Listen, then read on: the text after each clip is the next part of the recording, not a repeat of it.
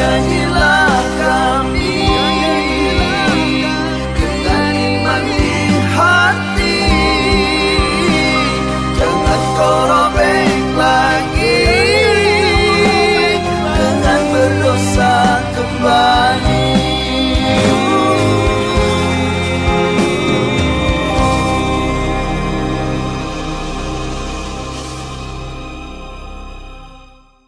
Assalamualaikum warahmatullahi wabarakatuh. Assalamualaikum warahmatullahi wabarakatuh. Alhamdulillahirabbil alamin wassalatu wassalamu ala Rasulillah Sayyidina Muhammad ibn Abdullah wala haula wala quwata illa billahil aliyil azim. Amma ba'du, puji syukur kembali kita panjatkan kehadiran Allah atas segala karunia kepada kita, terutama nikmat iman dan Islam, sehingga hari ini kita bisa berjumpa kembali di studio Shisha TV dalam program Dua Dai Berbagi. Kami ingin mengucapkan selamat bergabung kepada jamaah Zoomia. Di sini ini ada Bunda Pit ya, kelihatannya sudah lama tidak bergabung dengan kita, hari ini bisa bergabung. Bunda Pit dari Virginia, kemudian juga ada Ibu Mbak Titi ya, ini dari Malaysia, dan juga teman-teman sekalian dari Jogja, kemudian dari mana lagi nih? Dari Jakarta, dan dari tempat-tempat yang lainnya. Dan juga kami ucapkan selamat datang kepada bapak-bapak dari Majelis Kopi Uduk. Semoga Allah Subhanahu wa taala memberikan kesehatan kepada kita semua, Pak ya. Amin. Ya, tetap semangat ya untuk bersama-sama kita mengkaji, bergabung nih, berbagi ilmu bersama dengan guru kita Kiai Mohai Atali. Assalamualaikum Kimo. Assalamualaikum warahmatullahi wabarakatuh. Mungkin gara-gara sering ada panggil Kimo setahun lalu, sekarang dukun-dukun naik nih Ki. Oh iya benar. Itu gara-gara Kimo itu. Luar biasa ya. Jadi kita mau bahas ini. Ya, justru mau mencalonkan jadi kepala dukun kan. Baiklah bapak-bapak dan juga para serta Zoomia yang sedang berada di tempatnya masing-masing. Mari sama-sama kita awali dengan membacakan surat Al-Fatihah. Semoga Allah SWT memberikan keridhaan dan keberkahan pada kita semua dalam mengikuti acara ini hingga tuntas nanti. Ala hadina wal kunin niyatin salih al hadratin Nabi Mustafa sallallahu alaihi wasallam. Al-Fatihah. A'udzu billahi minasyaitonir rajim. Bismillahirrahmanirrahim.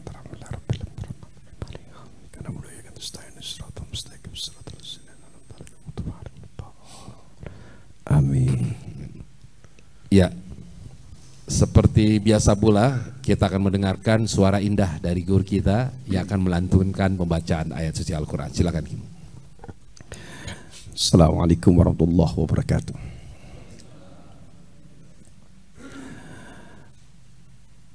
A'udzu billahi minasy syaithanir rajim.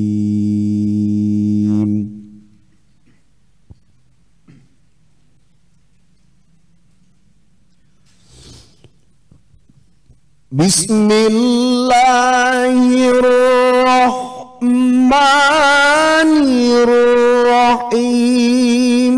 Ya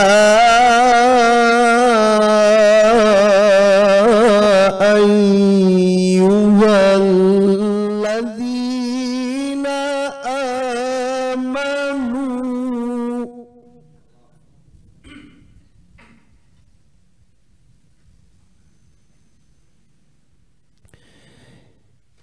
Ya ayyuhalladzina amanu ista'inu bis-sabri was-salah.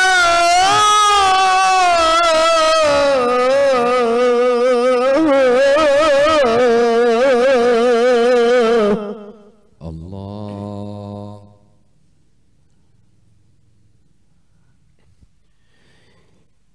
Innallaha ma'as-sabirin.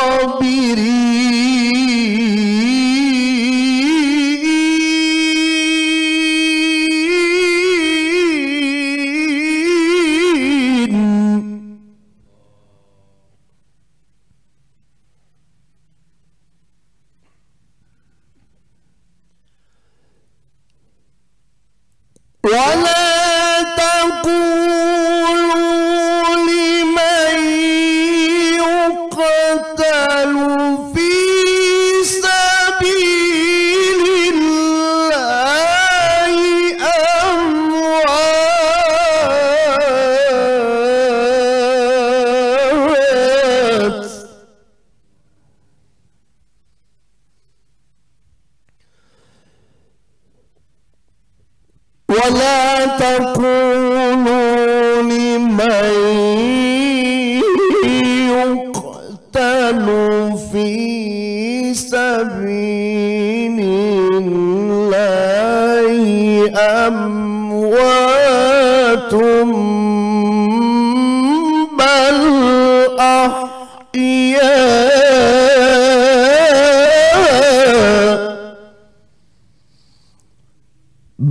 أحياء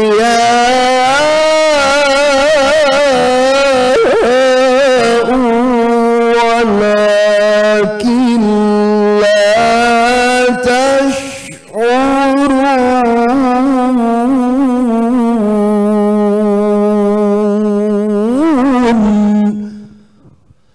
بل أحياء ولكن لا تشعرون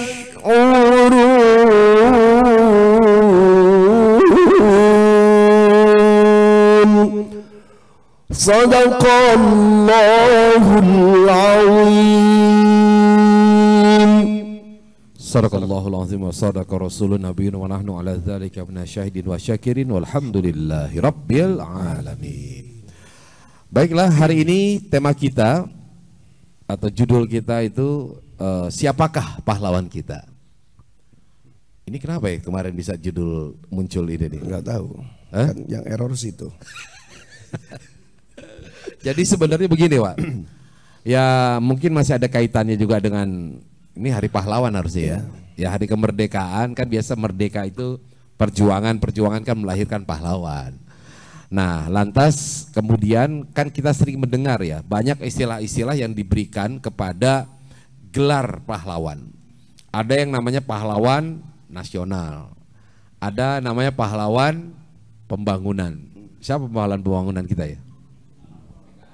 Pak Harto.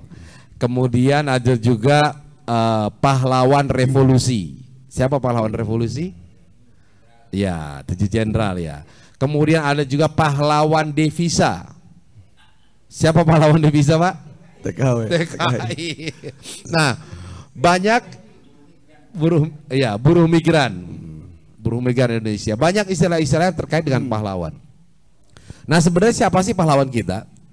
Saya belum lama ini nonton film Netflix ya. Itu cerita tentang kejadian, ini filmnya udah lama nih ceritanya. Jadi waktu Rusia pertama kali meluncurkan satelit Sputnik, Amerika itu belum. Nah di sebuah tempat, itu tempat tambang, waktu itu tambang batu bara, ada seorang anak yang pengen mencoba membuat roket. Tapi di situ semuanya nggak ada yang mendukung gitu, bahkan sampai ayahnya sendiri tidak mendukung karena biasanya yang di situ pasti harusnya ikut ayahnya bekerja di pertambangan tadi. Tapi dia tetap semangat, tetap ngotot. Karena dia punya orang yang menjadi apa ya? Idolanya, betul Pak. Seorang ilmuwan, saya lupa namanya, dia senang banget. Nah, akhirnya dengan susah payah ya, dia membuat roket dengan berbagai macam percobaan yang gagal, akhirnya dia kirimlah untuk mengikuti kejuaraan sains di negara bagian yang lain gitu.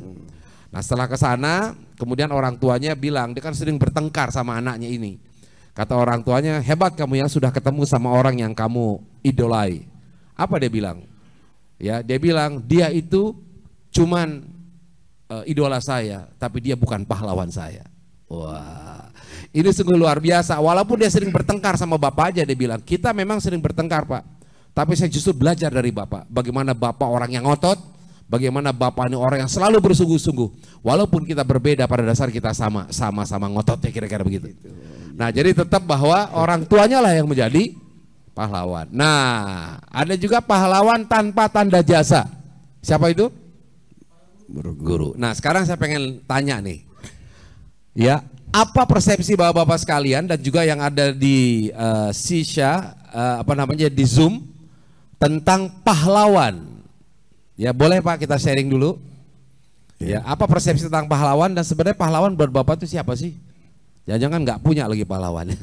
Atau ada yang spesifik banget ya? Silakan.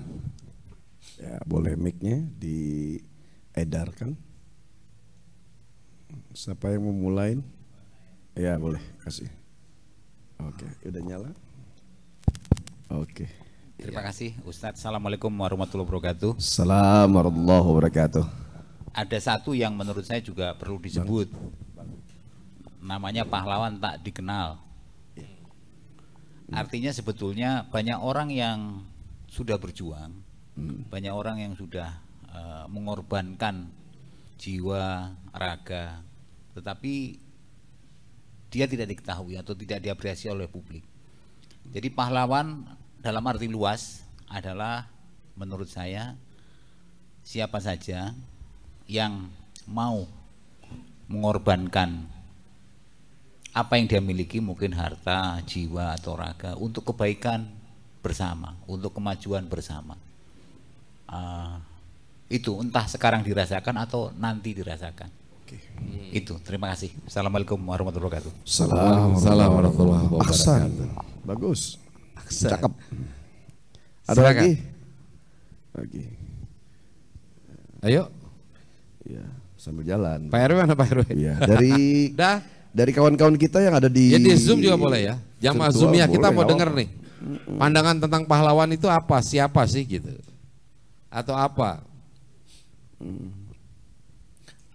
Mungkin Anda punya pandangan lain, ada yang karena selama ini Anda ngerasain, oh menurut saya dia ini loh yang pahlawan. Tadi memang sudah jelaskan kriteria ya Pak, bahwa pahlawan ini ya bisa aja yang tidak kita kenal tapi yang memiliki kontribusi yang besar dengan pengorbanan yang sangat luar biasa gitu, yang bisa dirasakan baik sekarang maupun nanti gitu. Nah, ayo monggo.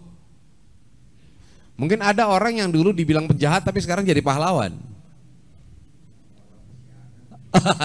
Wah, ada juga pahlawan kesiangan. Silakan. hidup gak, Bang? Berarti itu. Ya. Assalamualaikum warahmatullahi wabarakatuh. Assalamualaikum warahmatullahi wabarakatuh. Iya, silakan. Alhamdulillah.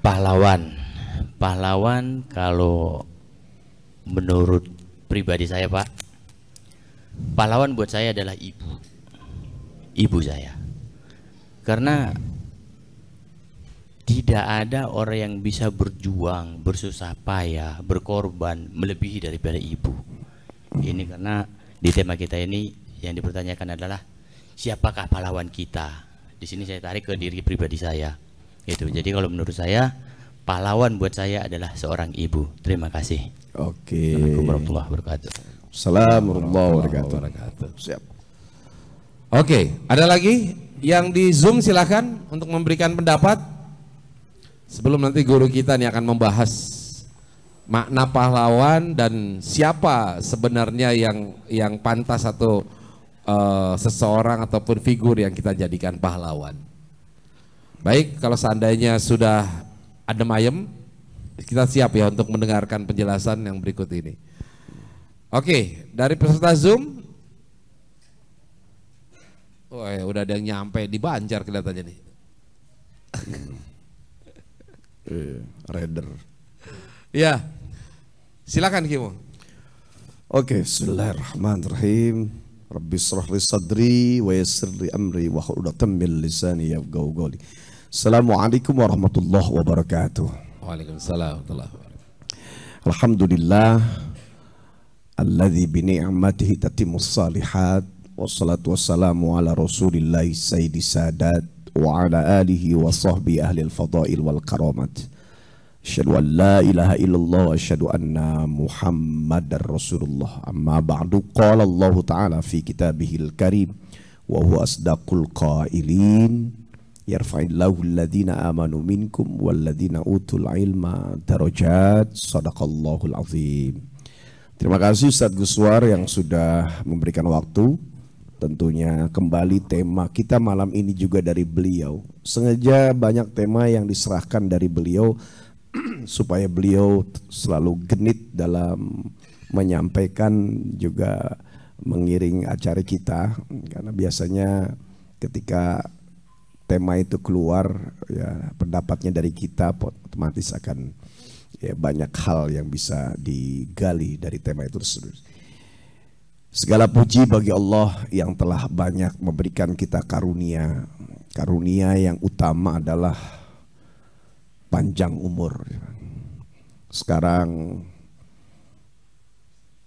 tak terasa kita, orang-orang yang dekat dengan kita sudah kembali, ya. Dengar kabar masuk rumah sakit, dengar kabar wafat. Dan sampai detik ini kita diberikan panjang umur, dan setelah panjang umur kita masih dikasih sehat lahir dan batin, alhamdulillah. Itu dulu tuh. Selama kita hidup nanti ada potensi kita punya hak, ya, untuk menjemput hidayah dari Allah. Saya sering sampaikan, hidayah ada dua. Hidayah yang pertama adalah hidayah irsyad yang kita jemput dari orang-orang soleh, para guru, para ulama, orang tua, bahkan dari anak kecil pun selama itu benar dan baik, adalah hidayatul irsyad. Kemudian yang kedua, hidayatul taufik yang mutlak datangnya dari Allah Subhanahu wa ta'ala. Untuk sampai kita berubah menjadi baik dan benar, kita butuh hidayah taufik mutlak datang dari Allah. Untuk supaya bisa mendapatkan hidayah taufik mutlak dari Allah, kita harus lewat jembatannya, lewat para alim ulama, karena hidayah irsyad itulah yang mengantarkan sampai kepada hidayah taufiknya Allah. Hadirin dimanapun berada, kawan-kawan juga jamaah Zoom ya, Shisha TV 2 Dai Berbagi, juga jamaah Majelis Kopi Uduk. Tema kita masih seputar bulan Agustus. Ya, kemarin bicara tentang kemerdekaan, sudah merdekakah kita dengan definisi makna yang bermacam-macam. Sekarang tema kita adalah siapakah pahlawan kita. Tadi yang disampaikan adalah definisi dan sebagai contoh Bapak, ya, pahlawan kita adalah ibu. Saya hanya menjelaskan, ya, secara mendasar kalimat etimologi. Kalimat pahlawan ini sering kita dengar, hanya sedikit yang mau membahas pahlawan apa. Ternyata ini kan dua kata yang berkaitan dengan urusan agamis, tetapi diserap dengan bahasa Indonesia. Jadi, ya, pahlawan asal katanya dari pahala.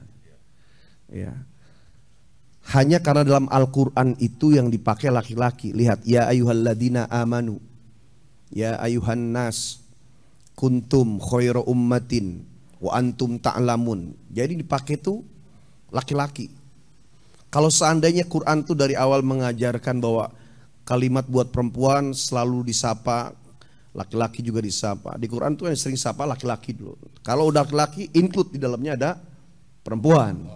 Gitu. Meskipun ada ayat yang memang diperuntukkan untuk perempuan, tapi kalau sudah umum pasti yang dipakai domir. Domir tuh kata ganti, wa antum. Kalau belajar bahasa Arab tuh ada namanya domir, ya, anta huwa huma hum hiya huma hunna anta antuma antum anti antuma antuna anti antuna anti antuma antuna anna nahnu. Apal nggak bawa kira? Ya. Contoh kalimat wa antum ta'lamun wa antum taksibun, ya, itu laki-laki. Kalau seandainya ada untuk perempuannya, mungkin namanya nggak hanya pahlawan, bisa jadi pahlawati. Kenapa pahlawan? Karena ngikutin Quran. Jadi sebenarnya kalimat pahlawan ini diambil, diserap dari kata-kata ulama. Dua kata, pahlawan. Orang yang memperjuangkan balasan pahala. Wan ini bisa maktub di dalamnya laki-laki dan perempuan. Jadi secara etimologi pahlawan itu adalah, ya, diambil dari kata pahala, orang-orang yang memperebutkannya. Kemudian yang kedua, secara konteks kenegaraan yang sering kita dengar tadi, pahlawan ya negara, pahlawan bangsa, yang fotonya suka kita pelajari saat kita SD sampai kita selesai sekolah, adalah orang yang berjuang demi negara dan bangsanya, memperebutkan kemerdekaan dari bangsa penjajah. Ini kita dari kecil sudah paham nih. Tapi ada perspektif secara Islam bahwa pahlawan adalah orang yang memperjuangkan kebenaran limardhotillah, untuk mendapatkan ridho Allah. Dari sini secara umum dengan terminologi perspektif Islam bahwa setiap orang yang memperjuangkan kebenaran untuk semata karena Allah, ibtigha'an limardhatillah, mencari wajah Allah, mencari keridhaan Allah, itu pahlawan. Bahkan kita kalau memang arahnya ke sana, setiap kita menjadi pahlawan untuk diri kita. Ketika kita ternyata memperjuangkan kebenaran untuk mencari ridho Allah di depan 2 orang, maka kita pahlawan bagi 2 orang itu. Kalau 10 orang yang merasakan, maka kita pahlawan bagi 10 orang itu. Kalau 1 RW, 1 negara, ya, kita adalah orang yang memperjuangkan kebenaran hanya semata mencari keridhaan Allah, maka kita menjadi pahlawan bagi satu bangsa itu. Ini perspektif Islam ya. Sekarang konteks kenegaraan, konteks kekinian. Ya, sekarang kita sudah di zaman kholaf namanya. Kalau ulama dulu namanya ulama salaf, ulama yang terdahulu, maka karangan kitab-kitabnya yang ditulis, ditoreh, ya, ditaklif oleh ulama terdahulu namanya kutubus salafiyah. Kitab-kitab salaf artinya kitab-kitab yang dikarang oleh ulama-ulama terdahulu. Ulama sekarang namanya ulama kholaf, salaf di depan, kholaf di belakang. Ya. Kholaf di belakang, salafnya di depan. Nah, kita masuk kholaf ini. Nah, ada konteks kholafiyah, bukan khilafiyah.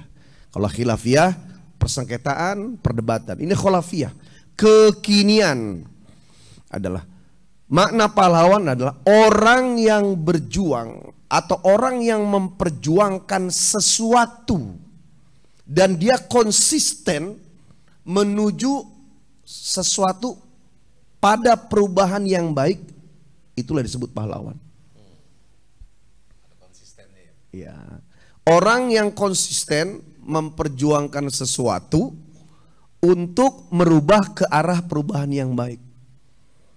Jadi kalau kita maknanya siapakah pahlawan kita, ini kan berarti orangnya nih subjeknya. Kita kasih judul dulu, makanya tadi Bapak langsung Ibu, oke, jawabannya siapa? Ya, sesuai dengan tema. Tapi kita harus paham dulu pahlawan itu apa. Tidak semua orang tuh gara-gara dia ada perbuatan yang heroik kemudian menjadi pahlawan. Mungkin pada sesuatu peristiwa ketika dia melihat ada orang terjatuh, kemudian dia cepat lari, kemudian narik dari pinggir jalan, oh itu pahlawan saya. Secara etimologi benar. Orang yang berpahala, berbuat kebaikan, menyelamatkan nyawa seseorang. Secara etimologi, secara terminologi dari perspektif agama Islam, dari konteks kenegaraan, dan konteks kekinian, ketika 3 ini salah satunya saja ada pada perbuatan seseorang itu, maka dia sudah layak disebut pahlawan. Kita mungkin juga bisa jadi pahlawan bagi orang yang kita perjuangkan pada salah satu dari 3 konteks tadi. Ketika kita ternyata memperjuangkan sesuatu dan eksis istiqomah, mudawamah, kontinu, supaya orang yang kita arahkan itu menjadi lebih baik, maka kita pahlawan bagi dia. Ya. Ketika kita ternyata menegakkan kebenaran, hanya mencari ridho Allah, ibtigha'an li'i'la'i kalimatillah, menegakkan agama Allah, maka kita jadi pahlawan bagi orang yang di hadapan kita. Ketika kita membela bangsa dan negara, ya tadi sebutkan bahwa mengorbankan, setiap perjuangan itu pasti ada pengorbanan. Orang yang berkorban karena dia berani berjuang. Kalau dia nggak berani berjuang, tidak akan mampu Kalau orang tidak mau berkorban, maka jangan berjuang gitu. 2 ini seperti kakak adik, seperti syukur dan sabar. Saya ulangin, setiap perjuangan pasti ada pengorbanan. Orang yang siap berkorban akan mudah dia berjuang. Orang tidak mungkin mau berjuang kalau dia tidak mau berkorban. Kalau dia tidak mau berkorban, dia tidak akan mungkin mampu berjuang.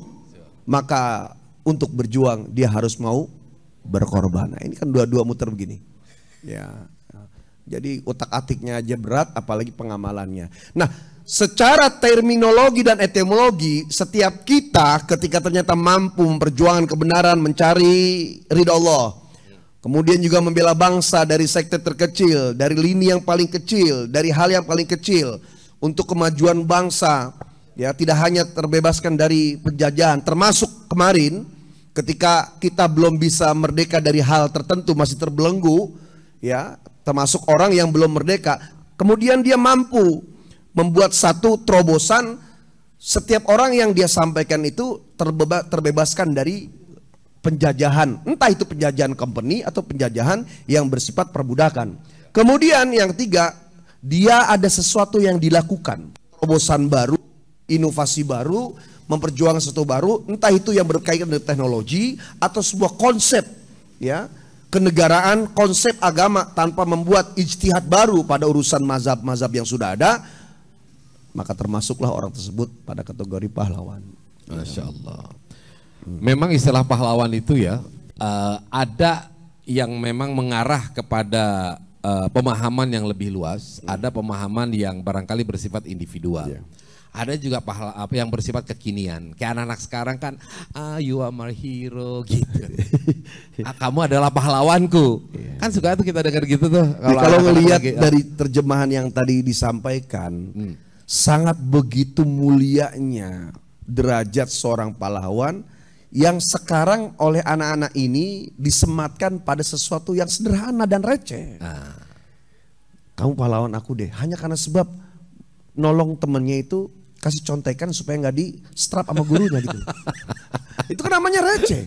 Iya. Oke, gua kalau misalnya nggak ditolong sama dia, karena guru killer nih, wah habis gue, dicap sama dia. Pokoknya dia pahlawan gue. Terlalu ringan dan receh gitu. Sementara pahlawan dulu secara perspektif kenegaraan, konteks kenegaraan, mereka itu dengan bambu runcing, jiwa dan raga luar biasa. Berterbangan tuh peluru di atas kepala sampai nembus mungkin ke badannya.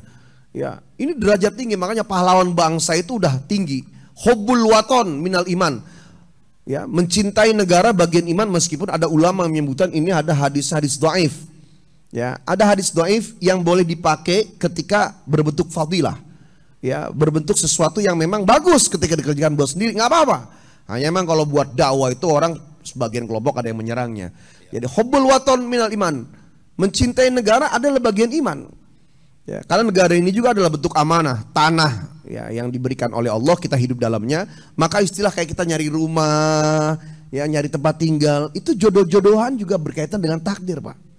Ada orang mau cari rumah untuk tempat tinggal, susah. Ada orang mau jual rumah, susah. Karena bukan harta benda sebenarnya yang sedang dia mau geser, tapi yang mau dia geser takdir dia. Karena berkaitan dengan tanah itu sebuah amanah, termasuk tanah besar yang namanya adalah bangsa atau negara gitu loh. Nah, pahlawan ini jadi dia derajatnya besar. Kenapa setiap ngomong harus ada ondel-ondel gitu? Dia pahlawan juga buat keluarganya juga. Nah, jadi tiga ini Pak, ketika Bapak berjuang buat negara, kemudian ada pengorbanannya, berjuang juga buat agama, dan semata lillah fillah Allah anillah, karena untuk Allah. Atau dengan konteks kekinian, ya, ada yang Bapak kerjakan, saya pokoknya mau buat anak-anak muda ini, mereka akan membuat komunitas, kemudian mereka eksis dengan satu amalan seperti menjaga sholat, kemudian ada pekerjaan yang dibangun meskipun hal kecil seperti warung yang nanti keuntungannya buat ini segala macam, dan dia eksis, dia gaungkan terus, digiring tuh anak-anak muda kepada arah yang bagus, dan dia konsisten, itu juga pahlawan, Pak. Ya. Bahkan kalau kita sudah di antara tiga, apalagi kita melakukan tiga-tiganya, setiap kita yang jadi orang tua, siapa yang pernah nyuruh keburukan pada anaknya? Nak, coba nak, tuh sendal ini sana bagus, kayaknya ambil dari masjid. Pernah nggak begitu?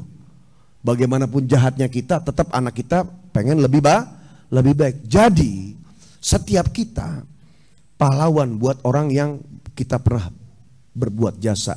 Tapi sesuai dengan temanya, bukan tentang mengangkat diri kita. Tema ini adalah siapakah yang dijadikan pahlawan oleh kita yang sesuai kriteria yang tadi sudah disampaikan. Kemudian kita mampu menghargai orang itu. Yang tadi Bapak sebutkan, ibu. Ya. Al-jannatu tahta aqdamil ummahat. Surga terletak di bawah telapak kaki ibu. Ibu adalah pahlawan dalam konteks. Cuma yang dimaksud dengan tema ini mungkin adalah orang yang tidak ada kaitan dengan kita, karena udah pasti ibu tidak hanya pahlawan, ibu adalah gerbang keselamatan kita di akhirat kan. Masya Allah. Nah, sebenarnya yang lebih jauh lagi itu apa sih efek ketika kita menjadikan seseorang itu sebagai pahlawan? Apakah hanya sekedar sebagai sebuah nama nih? Oh, dia pahlawan, habis itu selesai. Nah, sebenarnya apa pengaruhnya ketika seseorang kemudian dinobatkan sebagai pahlawan? Sekarang saya mau tanya, seseorang yang berjuang tadi seperti Kimo katakan Pak, apakah dia memang pengen jadi pahlawan atau tidak sebenarnya? Rata-rata orang yang dinisbatkan sebagai pahlawan, dia bukan cita-citanya sebagai pahlawan. Gak ada dia dari awal, saya berjuang saya pengen jadi pahlawan nih. Tidak seperti itu. Dan bahkan, nah ini di dalam sebuah hadis kalau tidak salah, ada 3 orang yang tadinya itu sudah mendapatkan imbalan surga dari Allah. Tapi kemudian gambaran surga yang diberikan kepada dia hilang. Gitu. Salah satunya adalah orang yang disebut pahlawan yang mati syahid di medan peperangan. Nah, ketika di surga sudah diberikan gambaran kemudian hilang, dia bertanya, "Kenapa tidak jadi?" Kemudian ini tolong dikoreksi nanti gimana ya. Allah sampaikan, "Hai fulan, engkau memang berjuang, engkau berjihad, tetapi sebenarnya niat engkau berjihad berjuang itu bukan karena Allah." Tadi Kimo di awal bilang kalau pahlawan itu harus karena Allah. Engkau ingin disebut sebagai pahlawan, ternyata ada Pak. Orang memang yang bercita-cita pengen jadi pahlawan. Saya mau tanya, lagi sebelum nikah punya cita jadi ayah nggak Pak? Udah nggak pengen jadi ayah dah? Nggak punya cita-cita. Nah sekarang ketika sudah jadi ayah nih, gelar udah dapet nih, bagaimana rasanya? Gue langsung ngelotok yang ada di sana. Nah ini kita kembali lagi tadi, gambaran itu hilang. Kenapa? Karena ternyata ya kata Allah, engkau berjuang itu hanya untuk mendapatkan gelar pahlawan. Gelar pahlawan sudah engkau dapatkan di dunia, maka tidak ada bagianmu lagi di akhirat ini. Nah ternyata seseorang itu bisa salah Pak. Kita bisa salah menempatkan seseorang figur sebagai seorang pahlawan, tapi ternyata di hadapan Allah dia bukan pahlawan. Nah kalaulah pahlawan tadi diserap dari adopsi dari bahasa Arab, seharusnya pahala yang didapat itu kan pahala kalau didapatkan dengan syarat kalau perjuangan yang dilakukan haruslah dengan apa? Niat yang ikhlas. Makanya kalau kita dengar lagu kan, terima kasihku ku ucapkan pada guruku yang tulus, ilmu yang berguna selalu dilimpahkan untuk bekalku nanti. Gimana Pak ketika kita nyanyikan lagu itu, ada nggak sesuatu yang terasa di diri kita, di hati kita? Saya kalau mendengarkan lagu itu selalu menitikkan air mata, nggak tahu kenapa. Kadangkala tidak terbayang juga wajah-wajah gurunya secara satu persatu, tetapi terasa di diri kita bagaimana perjuangan seorang guru yang memberikan pendidikan kepada kita, dan ternyata efeknya itu nyampe ke hati. Nah jadi kenapa kemudian ini menjadi sebuah tema yang menurut yang ini menjadi sebuah yang penting? Karena mungkin kita salah menempatkan orang sebagai pahlawan. Ya.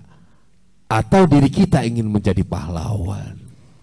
Nah, ini Kimo yang lebih mendasar lagi nih. Nah, kita membahas ini pada ujungnya akhirnya kita bisa mengambil kesimpulan siapakah orangnya sesuai dengan makna daripada pahlawan itu sendiri. Dari situ nanti rujukannya adalah man lam yashkurin nas lam yashkurillah. Siapa-siapa yang tidak terima kasih kepada manusia, maka selamanya dia tidak akan berterima kasih, bersyukur kepada Allah. Gitu. Supaya kita itu terima kasih untuk Allahnya itu bulat diterima, maka harus ada terima kasih dulu kepada manusia. Karena manusia itu nggak bisa langsung kepada Allah pada hal lain. Kenapa pada sesuatu yang lain? Karena sholat, puasa, zakat, haji ketahuan nih ibadah mahdoh, ibadah yang ada di rukun Islam. Tapi ada amalan-amalan di luar rukun Islam yang justru membutuhkan saksi, seperti sedekah, memimpin negara, berumah tangga, memimpin wilayah. Berapa banyak orang yang sudah kita pernah berjasa kepadanya, mereka akan jadi saksi. Ketika ternyata dia lillah fillah anallah, niatnya karena Allah, maka sesuai dengan kata kalimat pahlawan itu sendiri. Ini yang buat kata-kata pahlawan itu ulama, bro. Pahlawan, orang yang memperjuangkan pahala dari Allah yang dia berbuat semata mendapatkan ridho serta pahalanya Allah gitu loh. Keluarlah kalimat pahlawan sampai ke telinga kita ya, dalam konteks redaksinya pahlawan. Asal katanya memang pahlawan gitu. Nah sekarang banyak orang nih menyematkan pahlawan itu, bahkan ingin menjadi pahlawan demi konten. Ada nggak? Kenapa kau memandang seperti itu? Iya. Ya, dia melakukan sesuatu karena konten. Ini riskan. Di situ ada perbuatan umumnya berkaitan dengan ujub. Di situ ada amal ibadah yang kalau dia demi kontennya, ia berkaitan dengan ria. Jadi dua ini bahaya. Ria beribadah untuk selain Allah, kemudian ujub melakukan sesuatu yang selain urusan ibadah, urusan umum, tapi ingin dipandang bahwa dialah yang terbaik. Dia melakukan ini karena sebab pekerjaan dan apa yang dihasilkan, bukan karena Allah. Ria dan ujub. Sekarang terjadi nih, pahlawan dalam konteks, dalam konten. Berbuat baik, tapi konten jalan. Uangnya ada yang terima oleh orang. Ya, tapi tadi secara perspektif kekinian, dia berbuat sesuatu eksis demi konten setiap Selasa bagus. Tapi pada sisi urusan agama, perspektif agama, dia nggak termasuk karena kebaikannya sudah terlihat dahulu ya di mata selain Allah Subhanahu Dan artinya kebaikan itu sudah terbalaskan dengan income yang dia dapatkan, kan gitu ceritanya. Iya, kalau income mungkin efek yang bahaya adalah ketika dua ingin dipuji. Kalau dia lakukan kayak orang misalnya bersedekah ingin balik supaya berlipat-lipat, itu hal wajar. Bahkan Al-Quran itu mengajarkan tadi buy one get one. Ya kan, siapa yang ini dia akan begini, siapa yang begini akan begini itu. Tapi tetap kalau memang itu ibadah, mengharapkan itunya dari Allah.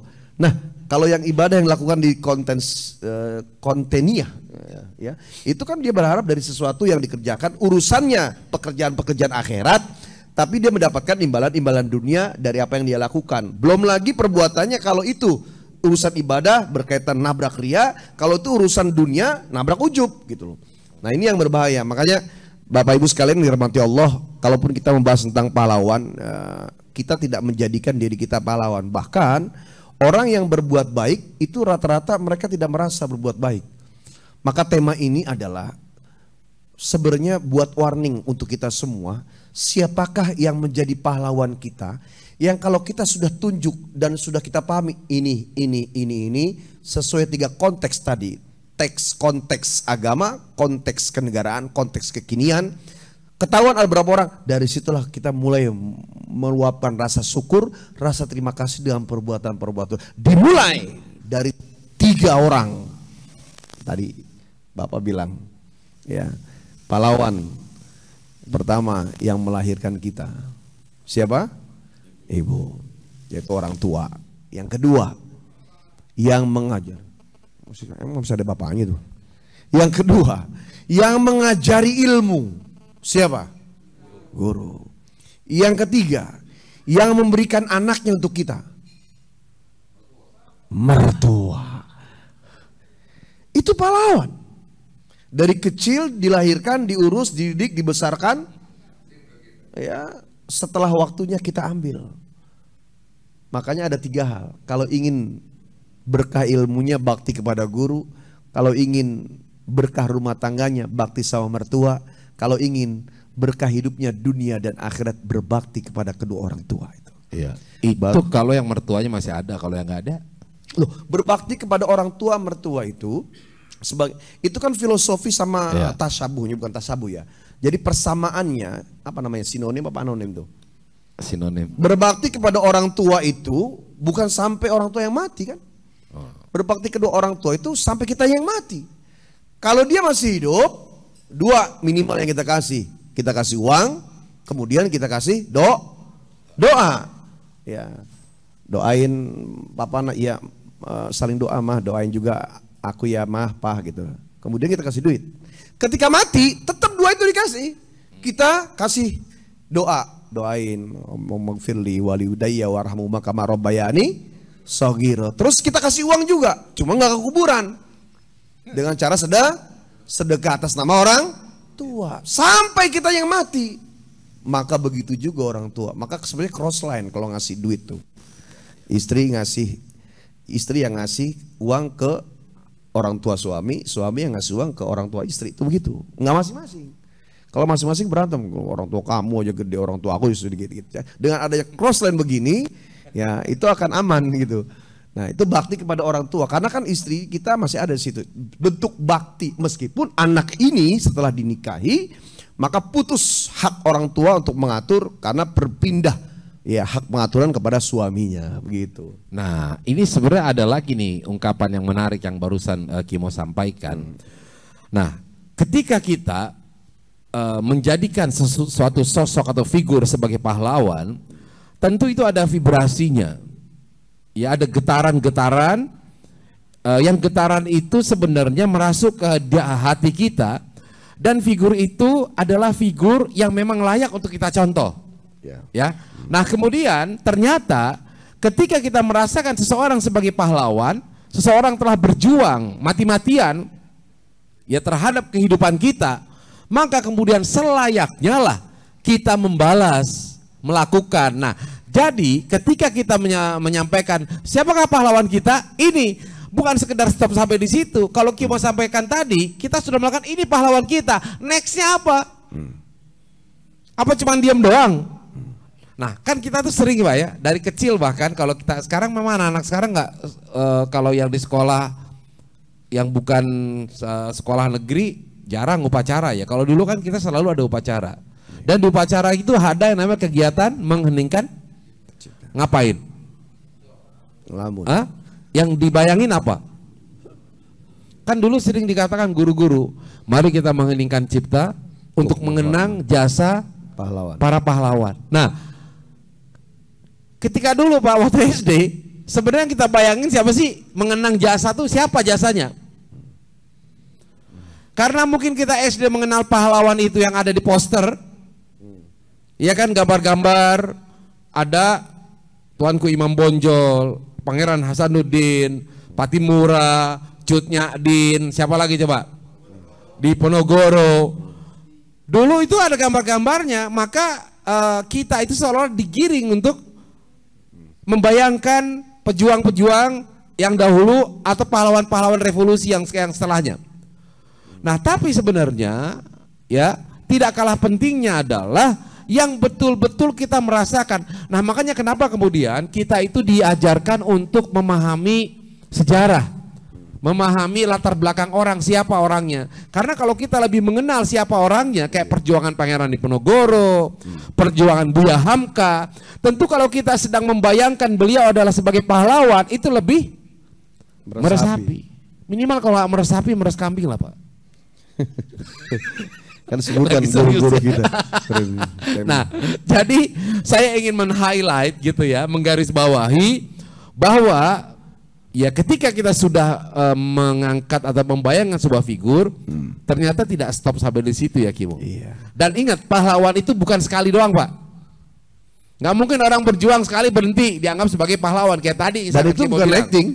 Bukan acting. Iya, bukan acting. Sekali aja. Bukan di jalan tiba-tiba tadi orang yang mau ketabrak kan ditolongin. Pada saat itu dia bilang bahwa dia adalah pahlawanku. Nah, tapi kalau berdasarkan secara bahasa iya. Nah, cari makna sebenarnya pahlawan itu harus berlaku secara konsisten. Iya, bahkan sampai matinya. Dia melakukan berjuang itu ya. Iya, sampai matinya. Kalau misalnya dia ingin perubahan yang positif, sampai matinya. Kemudian kalau dia berjuang negara, sampai matinya. Kalau dia ternyata secara agama berjuang, ya dia berbuat kebenaran untuk mencari ridho Allah sampai matinya. Dan mungkin sebut pahlawan bukan hanya ketika dia masih hidup, justru setelah mereka mati. Nah biasanya gitu. Orang yang mendapatkan pahala sampai mati dalam tiga hal tadi gitu loh. Maka kalau saya bilang tadi tiga, orang tua, guru, serta mertua, ya sekarang masih hidup, maka kita berada dalam bimbingan calon pahlawan. Ketika mereka mati dan eksis pada tiga hal tadi, secara konteks agama kah, secara konteks negara kah, mereka adalah pahlawan kita. Tetap semuanya dimulai daripada ya setelah baginda Rasulullah Shallallahu Alaihi Wasallam. Kalau bicara tentang umumnya, siapakah pahlawan? Otomatis adalah uswatun hasanah. Ya ayatnya disebutkan al-Ahzab tuh, laqad kana lakum fi Rasulillahi uswatun hasanah. Ya telah ada pada diri Rasulullah ada suri tauladan memperjuangkan kebenaran, membela negara, membela Allah, eksis, istiqomah, baik itu yang terdahulu sampai yang kekinian, semuanya pantas ada pada diri Rasulullah, tidak ada celah. Dosanya bahkan dihapusi terdahulu, saat itu, bahkan ke depan. Kemudian sampai Allah tidak memberikan kesempatan makhluk lain untuk melihat kekurangan dan aibnya. Maksum, itu pahlawanlah sesungguhnya sebenarnya.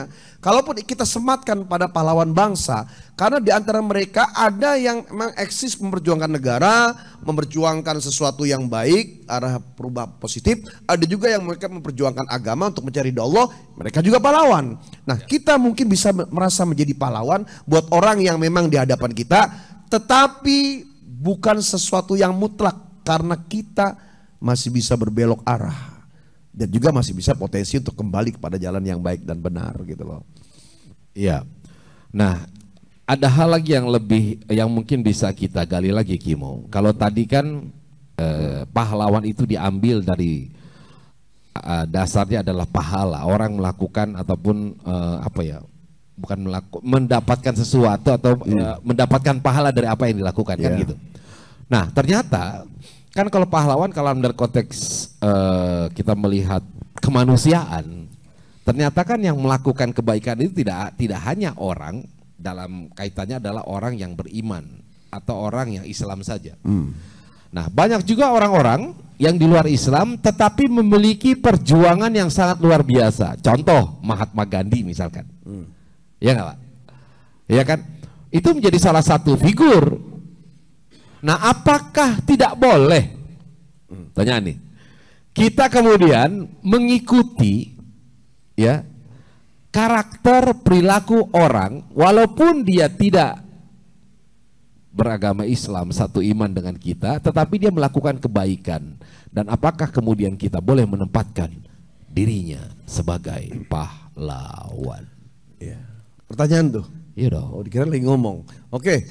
Jadi apa saja, kalau saya kasih judul tadi ya, ada orang kan nggak nyebutin orang Islam, meskipun tadi disebutkan secara perspektif agama Islam, siapapun dia yang memang dia membela negara, berjuang, mengusir penjajah untuk kemerdekaan, kemudian juga orang yang konsisten memberikan arahan perubahan yang positif, siapapun dia, maka pahlawan, gitu loh. Pertanyaannya adalah ketika kita setelah menyematkan pahlawan itu pada satu orang, apa yang kita lakukan kan? Makanya tadi kita bahas apa sih secara etimologi, apa sih secara terminologi, kemudian artian setelah kita tahu artinya secara dua hal tadi, baru kita bisa menunjuk siapakah sebenarnya pahlawan yang dimaksud pada tiga kategori tadi. Nah, setelah kita tunjuk, kemudian tadi, bolehkah kita mengikuti? Ingat bahwa setiap yang baik dan benar itu adalah milik Allah. Al-haqqu mir rabbika fala takunanna minal mumtarin, bahwa kebenaran itu adalah milik Allah. Ya, kalaupun ada orang yang melakukan kebenaran, itu fitrah dia. Karena aslinya kebenaran itu adalah milik Allah, dan itu nggak boleh ragu. Fala takunanna minal mumtarin, gitu loh.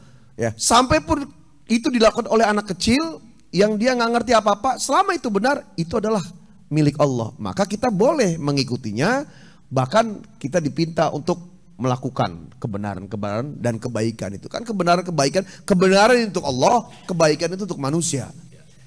Orang yang baik belum tentu benar, orang yang benar juga belum tentu baik, gitu loh. Dua ini harus sama, baik dan benar. Baik diterima oleh manusia, benar diterima, diakui oleh Allah Subhanahu wa taala. Nah, yang menjadi pahlawan itu, ya, menurut Islam lagi nih, adalah orang yang dia baik juga benar.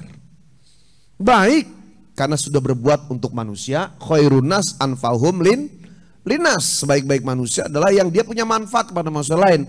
Ternyata kehidupan itu, kalaupun agama lain mereka mengakui bahwa kami punya hak untuk menerjemahkan daripada tujuan agama kami, tetap bahwa kebenaran itu datang dari Allah, maka agama inilah, ya, sebagaimana pemahaman kita, wa may yabtaghi dinan ghairul Islam falan yuqbala minhu wa huwa fil akhirati minal khasirin.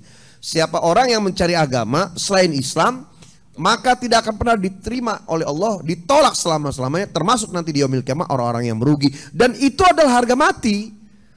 Ya, ini adalah akidah, ya. Lakum dinukum waliyadin, toleransinya Tapi bagi kita kebenaran itu adalah milik Allah Subhanahu wa taala. Dan siapapun manusia melakukan kebenaran itu berarti itu fitrah meskipun dia bukan seorang Islam. Hanya kita dituntut untuk lengkap, baik dan benar supaya kita diterima oleh manusia, supaya kita diterima oleh Allah Subhanahu wa taala. Nah, disinilah berlaku Pak hukum universalitas dari Islam. Ya, wama arsalnaka ila rahmatan lil alamin itu terasa banget gitu. Bahwa Islam diturunkan untuk kemaslahatan, untuk alam semesta, untuk semua kita. Nah, dengan demikian artinya bahwa di situ ada ruang-ruang bagi siapapun yang sesuai dengan nilai-nilai tatanan Islam, maka dia termasuk orang-orang yang melakukan nilai-nilai kebaikan. Gitu gimana ya? Ya kan? Dan dia bisa kita ikuti. Ya kan, karena juga Imam Ali kan mengatakan gitu juga. Jangan kamu lihat yang dia orangnya, tapi lihatlah apa yang dia katakan gitu. Nah, ini adalah bagian menurut saya esensi yang perlu sama-sama kita pahami juga. Bahwa akhirnya kita bisa mengatakan bahwa pahlawan itu ya akan tersematkan kepada orang-orang yang melakukan kebaikan dengan konsisten.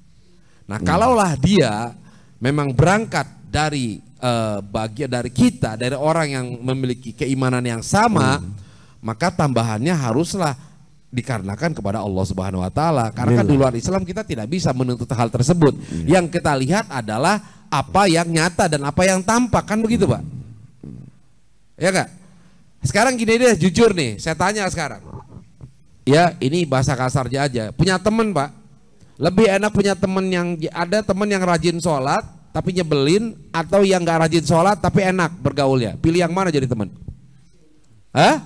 Yang enak, walaupun dia nggak sholat atau sholatnya bolong-bolong. Kenapa? Karena orang itu berinteraksi di dunia. Jadi orang yang dilihat itu adalah sesuatu yang terpancar dari pribadinya, berkomunikasi, berinteraksi dengan orang. Sementara orang misalkan yang rajin sholat tapi dia sama tetangga suka bikin masalah gitu, orang nyebelin, pasti jarang juga orang yang mau bergaul dengan dia. Nah, artinya pada konteks ini bahwa kita ya bukan kita melakukan sebuah pembenaran ya terhadap orang bahwa kalau gitu biarin aja, nggak usah sholat, yang penting baik, nggak begitu. Tapi saya hanya ingin menegaskan bahwa sebenarnya nilai kebaikan itu bersifat universal, tapi nilai yang bersifatnya itu ibadah mahdho itu bersifat khusus, ya kan, buat dia. Nah, inilah yang barangkali perlu juga untuk ditegaskan, Kimo. Artinya ya akan lebih komplit kalau seandainya kita melihat seorang figur pahlawan itu lengkap lahir dan batin.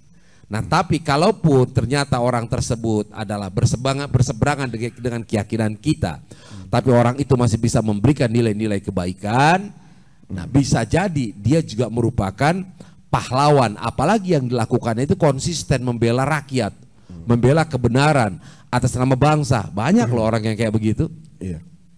Jadi jangan sampai juga kita jumut istilahnya, hanya melihat terlalu sempit gitu. Nah, kita luaskan pandangan kita, tapi tetap berpegang teguh kepada dasar nilai-nilai Islam. Nah, dari penjelasan Ustaz Gus Suwartu, Pak, berarti mereka para pahlawan adalah tidak hanya efek dan impactnya itu dirasakan oleh orang yang menerima kebaikan dan kebenaran yang sudah dilakukan oleh seorang ini, tapi memang dirinya itu memang baik dan benar.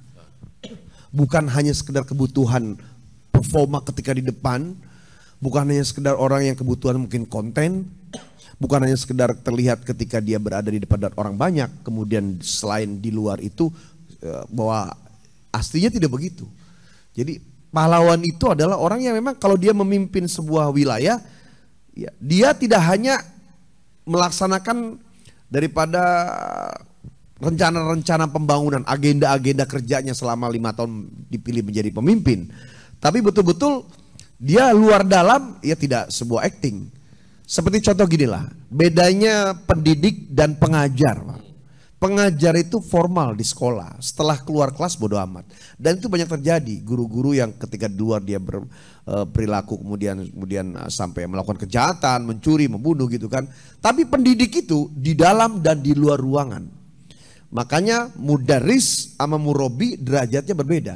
Mudaris pengajar di kelas, murabi pendidik orang yang berada di mana saja dia menjadi murabi, menjadi pendidik gitu loh. Nah, pahlawan itu dia tidak hanya action, acting dan drama. Kalaupun dia banyak melakukan perbuatan, misalnya pekerjaan, terbangunnya sesuatu, kemudian dia mampu bersedekah, ya di luar itu ternyata tidak seperti itu aslinya. Jadi pahlawan itu adalah sesuai dengan namanya saja, pahala. Orang yang memang sepertinya dia berbuat baik kepada manusia, tapi yang dia cari adalah semata untuk Allah Subhanahu wa taala.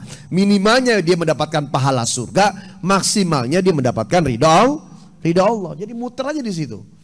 Nah, setiap kita dituntut untuk ke sana. Kalau boleh dibilang secara umumnya, setiap kita dituntut untuk menjadi pahlawan. Karena setiap kita ini memang senang mencari pahala, meskipun ujungnya yang kita cari sebagaimana dalam surah At-Taubah ayat 72, wa ridwanu minallahi akbar, dan dari Allah yang terbesar adalah ridhonya gitu. Ini luar biasa loh. Dorongan untuk menjadi pahlawan kan otomatis sebenarnya harus jadi orang yang bisa dicontoh dulu gitu, memperbaiki diri dulu ke dalam, baru dia bisa memberikan efeknya itu keluar. Nah, ini ada pertanyaan Kimo, boleh kita lihat ya. Ini dari Ibu Josi ya. Assalamualaikum Ustadz, mau tanya seperti apa seharusnya sosok pahlawan dari segi politik? Dan bagaimana cara kita sebagai orang awam dalam hal politik untuk menyikapinya? Terima kasih Ustadz. Pahlawan dari sisi politik, sebenarnya politik ini bahasanya luas ya Bu ya. Yang mana dulu gitu yang dimaksud dengan pahlawan dari sisi politik nih? Iya kan? Apakah dia sebagai seorang politikus murni? Apakah dia sebagai seorang komentator gitu kan? Ada baik, juga, saya kasih gambaran tadi ada berkaitannya bahwa kalimat al-haqqu mir rabbika, bahwa semua kebenaran, kebaikan itu milik Allah. Sampai pun ada seorang penjahat, ya, dia melakukan kejahatan seperti mungkin mencuri atau mungkin korupsi, ya, memang kejahatannya membahayakan, tapi pasti ada fitrah yang terjadi pada dirinya, ada kebaikan, kebenaran yang dilakukan. Contoh lah, dia pernah mendidik anaknya, ngurus anaknya, atau dia pernah minjemin uang sama kawannya, atau dia pernah memberi. Itu adalah kebenaran dan itu milik Allah. Jadi kalau kita lihat ada seorang pemimpin, ya, entah itu dalam figur, entah anggota dewan kah, presiden kah, menteri kah, ulama kah, selama perbuatannya baik dan benar, terlepas dari dia lillah karena Allah itu urusan dia dengan Allah, selama kebenaran itu dia tampakkan dan dia lakukan, kemudian ada orang yang merasakan efek akibat daripada perilakunya, maka itu mutlak dari Allah. Kita boleh contoh dia. Maka tidak boleh kita itu kepada manusia itu untuk taklid, yaitu ittiba. Apa itu taklid? Ngikuti karena sebab pokoknya dari ujung-ujung. Itulah yang disebut tidak, karena pernah bahas temanya itu. Apa namanya yang mengikuti orang sampai membagi buta tuh? Ya, idola. Bukan. Fanatik. Oh, fanatik. Fanatik. Fanatik kepada orang, golongan, kelompok tuh nggak boleh. Fanatik yang boleh hanya pada agama. Inilah yang dibenci sebagian kelompok. Jangan terlalu fanatik pada agama. Hanya karena sebab ada figur atau oknum agama yang dia berlaku salah, kemudian berucap jangan fanatik pada agama, ntar contohnya begitu. Itu juga salah. Karena justru dalam agama ketika kita hebat fanatik berarti kafah kepada agama, udkhulu fisilmi kafah, maka kebenaran itu akan membuat dia semakin toleransi bahkan rahmatan lil alamin. Tapi tetap kepada manusia figurnya itu nggak boleh kita fanatik, Pak. Karena manusia selama hidup masih ada kesempatan berbuat salah. Makanya sama manusia nggak boleh taklid, ittiba. Ya, ittiba itu ketika dia benar diikuti. Kepada agama ittiba. Apa itu? Ada gurunya, tahu dasarnya. Wala taqfu ma laisa laka bihi ilmun. Jangan kau melakukan sesuatu yang tidak ada dasar. Entah itu kontekstual, tekstual, atau redaksinya nggak ada, atau nggak ada yang ngajarin, gitu. Tetapi pada siapa saja kebenaran dilakukan. Misalnya ada seorang A menjadi pemimpin sebuah wilayah atau kecamatan, kota. Dari sekian kejahatan ada 10 misalnya. Ada 2 yang dia lakukan. Maka kebaikan yang dilakukan, kebenaran yang dilakukan boleh dicontoh, Pak. Tapi bukan orangnya. Nah, ini maka saya tanya, seharusnya sosok pahlawan dari segi politik adalah orang yang kebaikannya bisa ditiru, kebenaran bisa tiru, tetapi ketika dalam masa dirinya memimpin atau menjadi figur atau menjadi orang yang berkecimpung di dunia politik, dari mulai kesehariannya memang ada perbuatan kebenaran yang dilakukan, kebaikan yang dilakukan, tapi aslinya tidak, maka orang itu tidak bisa menjadi kalimat pahlawan meskipun ada kebenaran yang dilakukan, karena pahlawan itu dia eksis di dalam dari luar, terlihat atau tidak gitu. Kan gini, bahasa politik itu tidak ada kawan sejati, tidak ada musuh abadi. Yang adalah kesamaan kepentingan. Nah, sebenarnya dalam konteks pahlawan pun kita bisa terapkan. Ya. Tidak ada musuh abadi. Nah, ini kan sebenarnya bagus. Jadi nggak selalu kita itu membuat orang tuh jadi musuh, karena bisa jadi dia musuh sekarang jadi teman.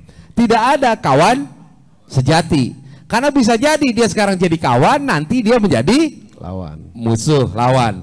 Yang ada adalah kesamaan kepentingan. Nah, tinggal kepentingannya aja, Pak. Apabila kepentingan itu sejalan dengan apa yang digariskan di dalam Islam, maka ini yang menjadi pegangan tadi untuk mengatakan bahwa ini orang baik atau enggak. Lihat aja bagaimana dia berpolitiknya. Kira-kira kepentingannya itu apakah kepentingan yang sejalan dengan nilai-nilai Islam. Iya. Nah, sementara dia berubah, pindah ke sono, pindah ke sini, itu tadi menggunakan prinsip yang di awal tadi. Tapi meskipun nggak pindah-pindah, kalau politiknya di Indonesia, saya memberikan kesimpulan, Ya. Islam ini dibangun dengan politik, Pak. Tapi politik Islam dibangun satu, mencari kebenaran untuk ridho Allah, sehingga yang dijalani dan dilakukan adalah yang baik, yang benar, yang halal, ya, juga yang diridhoi. Itu zaman Rasulullah SAW. Nah, politik di Indonesia bukan untuk mencari yang benar, ya, untuk mencari yang menang. Kalau sudah cari menang, halal haram sikat, ya, baik benar sikat, hak batil sikat. Ya, maka kalau tadi pertanyaannya sosok pahlawan dari segi politik. Jadi ketika pahlawan saya menerjemahkannya susah. Gara-gara dikasih politik ini saya malah gampang jawabnya. Karena politiknya sini di Indonesia aja tidak berdiri pada sesuatu yang mutlak, benar-benar pada sesuatu yang benar gitu. Jadi hari ini A, hari ini B. Kita lihatlah figur-figur itu. Kita bisa lihat ternyata ada orang eksis, istiqomah, menjaga ibadah, dia menjauhi sesuatu yang dimurkai, betul-betul berjuang karena Allah. Tapi tetap saja kalau udah bicara di politik, Pak, ya, hanya Allah dan dia yang tahu, ya, karena arusnya sangat deras. Ketika sudah sampai di dalam, yang awalnya saya emang nggak mau. Contoh lagi nih, enak kali ya kalau udah di lantai atas tuh bisa ngeliat ke bawah, kayaknya pemandangan indah. Suatu saat dia ada kesempatan naik, sampai di atas dia, ya, memang terlalu asik, ya, udah anginnya kenceng, di bawah tuh pemandangan bagus, ya, lihat bawah dong, wah takut ngeri. Dia melihat pemandangan itu indah, tapi untuk melihat ke bawah dia nggak mau. Itulah yang terjadi pada politik Indonesia. Waktu di bawah atas nama rakyat, sampai di atas asik, anginnya kencang, nggak mau ngeliat bawah, sehingga dia tidak membawa suara rakyat. Bagaimana bisa menjadi pahlawan dalam segi politik, sementara sangat minim figur-figur itu demikian? Maka sensitivitas pada kita untuk melihat pahlawan segi politik Indonesia ini mungkin ada, hanya mungkin bisa dihitung dengan jari. Gitu. Iya. Gak apa-apa saya ngomong ini, Pak. Gak apa-apa, kan gak nunjuk orang kok. Iya. Selama tidak mendiskreditkan seseorang. Dan ini bukan vonis, karena ketika kita pun ternyata maju pun, kita maju pun belum tentu sanggup. Karena makanya tidak jauh-jauh mau jadi pahlawan kalaupun mau terjun di bidang politik. Begitu Ustaz Guswar yang sekarang bentar lagi insya Allah tahun besok akan masuk ke sana. Gitu. Maka cita-citanya saya ingin khairunas anfa'uhum linnas. Nggak harus jadi pahlawan. Kalaupun kita berbuat baik kebenaran sampai kita mati, biarkan mereka yang menyebut Ustaz Guswar sebagai pahlawan. Masya Allah. Sebenarnya gini Pak, berjuang itu kan adalah sebuah keharusan. Tapi di mana berjuang itu adalah pilihan. Ya enggak? Iya, jadi kalau pejuang sebenarnya dia punya semangat untuk berjuang kapanpun, ya kan, dengan cara yang dia punya, dengan konsisten. Tapi di mana dia berjuang itu kan pilihannya dia. Nah, itu kan antara prinsip teknis berbeda dong. Iya. Yang tadi pertama prinsip, Iya yang kedua betul, teknis. Iya. Ya, nah artinya di wilayah politik boleh, di wilayah ekonomi boleh, ya kan? Iya. Yang penting berjuang. Yang penting berjuang. Prinsip. Berjuang. Silakan dilanjutkan. Berjuang sekuat tenaga. Ini luar biasa tema ini, bawa Bapak nih mengarahnya kemana? Saya lihat nih wajah-wajah itu. Jangan kan bawa Bapak, kita berdua aja ini mau melari kemana ini gitu kan? Iya, temanya luar biasa. Bisa dibilang mudah, bisa dibilang juga ya sulit. Tapi justru dengan kayak Coba. gini biasanya tergali dengan obongan, Pak. Betul nggak ya? Tadi kan kita mungkin menganggap tema ini apaan sih, gitu doang kan? Iya. Tapi begitu kita dalami, ternyata baru terasa gitu. Oh iya ya, begitu ya kita tuh memaknai pejuang. Begitu ya efeknya pejuang untuk diri kita itu seperti apa. Saya punya contoh, Pak, temen nih. Misalkan kita ambil contoh lah, Kapten Erwin misalkan. Datang ketemu gurunya yang dulu, mana Kapten. Bu guru, assalamualaikum, masih kenal saya enggak? Siapa ya? Udah tua. Erwin nih, Erwin, tahan dulu bentar. Yang dulu yang ibu sering omelin. Oh masa ibu ngomel ya? Gitu deh. Nah bisa jadi Pak, ya ibu guru itu karena dia pahlawan, dia tuh lupa tentang jasanya, termasuk ngomelin kita sebenarnya. Tapi yang inget tuh adalah yang diomelin. Gara-gara ibu ngomelin saya, nih saya jadi benar. Mungkin pada saat itu dia sebel, Pak. Saya tanya deh, waktu masih SMA diomelin guru, ada yang seneng gak sih? Nggak ada. Yang kita pikir apa coba? Sebel, sialan gue diomelin lagi, masuk BP lagi, kan begitu di otak kita. Tapi itu terasanya kapan, Pak? Setelah kita selesai, baru yang namanya apa yang dilakukan guru kita kebayang, bener guru gue ngomong dulu. Nah, terkadang itu yang kata Kimo, bahwa efek dari kepada pahlawan itu tidak harus terasa pada saat ini, tapi terasanya nanti. Dan ternyata guru-guru kita tidak sadar kalau dulu itu telah melakukan sebuah kebaikan yang tulus. Makanya dia lupa kadang-kadang sama kita. Oh dulu ya, iya ya, pernah saya omelin ya gitu. Kenapa mereka baru merasakan setelah mereka dewasa? Pertama, Kapten Erwin maksudnya? Iya, enggak. Ini siapapun, termasuk kita ya. Kenapa kita baru merasakan bahwa ini jasa guru kita baru dirasakan saat kita dewasa? Ya pertama tadi, karena emang efeknya belakangan, ya kan? Dulu belum merasakan. Yang kedua, kita bisa merasakan kebaikan itu setelah kita cerdas. Cerdas itu ketika kita sudah terjun di masyarakat, bekerja, kuliah, kemudian menikah, punya anak, cerdas. Kenapa dulu kita nggak merasa ini sebuah kebaikan, malah bilang guru killer gitu? Karena kita belum cerdas, kita baru pinter, Pak. Orang belajar meskipun dia sampai kuliah S1, 2, selama dia belum tumpah ke masyarakat, baru pinter. Karena ilmu yang tidak dikeluarkan, itu belum membuat dirinya cerdas. Meskipun dia gelarnya apa ya, baru pinter. Ketika sudah mulai dituangkan dan tidak harus S3, baru SD sekolahnya, tapi sudah mulai beramal apa yang dilakukan, itu cerdas. Karena cerdas itu didapatkan sebab diamalkan. Makanya kita ya baru merasakan, ya Allah dulu inget banget ibu itu ya. Saya seperti dulu punya guru bahasa Arab ya, waktu kelas 2 sanawiyah, kalau dia ngomelin selalu keluar kata, ya kamu si bodoh. Ya kamu mau bodoh dengan bahasa logatnya dia, itu dendam luar biasa itu. Dendam, tapi dendam yang baik. Liatin pesantren nih. Wah, 2 tahun ceritanya pulang nyari-nyari, mana nih Pak Maskur nih. Almarhum nih cari-cari, nggak ketemu. Pas ketemu langsung sosok, ternyata masih belum kuat juga. Balik lagi pesantren gitu. Gitu. Tapi jadi akhirnya bagus, jadi tasjik, jadi motivasi. Mungkin setiap kita begitu, hanya arahnya ada yang positif, ada yang negatif. Contoh lah. Contoh ini kita bicara.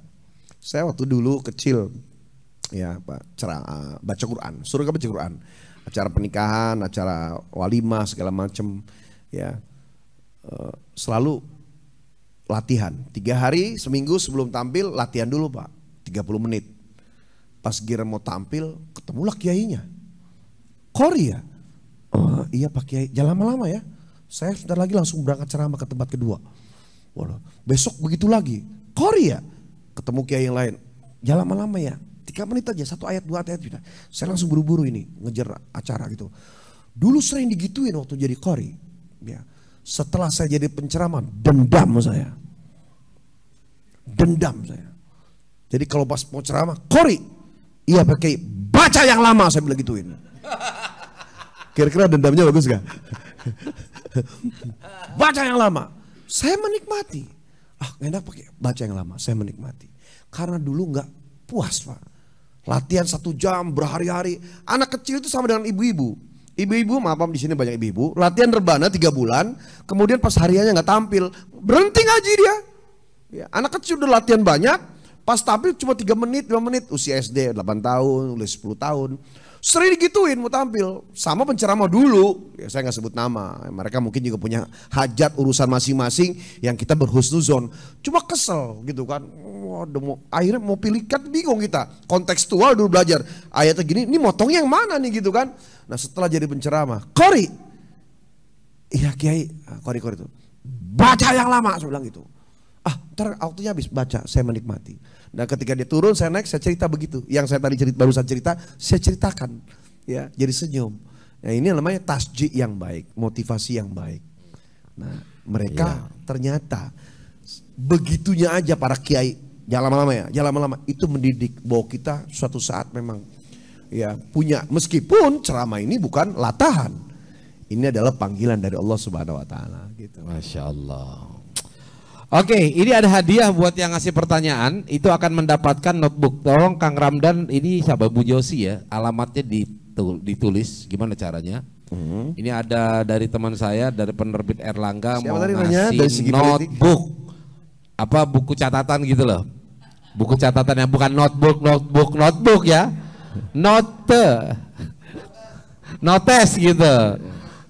Buku catatan. Jadi silakan nanti langsung dikirim sama dia untuk 2 orang. Satu lagi siapa yang mau nanya nih? Apa?